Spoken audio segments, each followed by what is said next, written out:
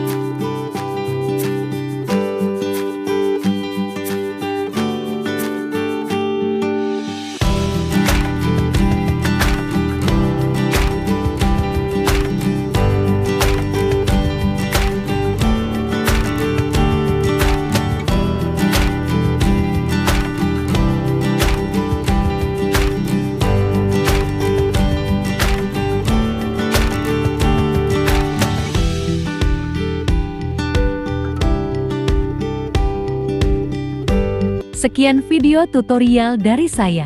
Jika ada hal-hal yang tidak atau belum paham, bisa bertanya di kolom komentar. Semoga video tutorial saya ini bermanfaat untuk sahabat repair. Amin. Dan jangan lupa untuk dukung channel kecil saya ini dengan klik subscribe, like, komen, dan share video tutorial dari saya ini. Wassalamualaikum warahmatullahi wabarakatuh.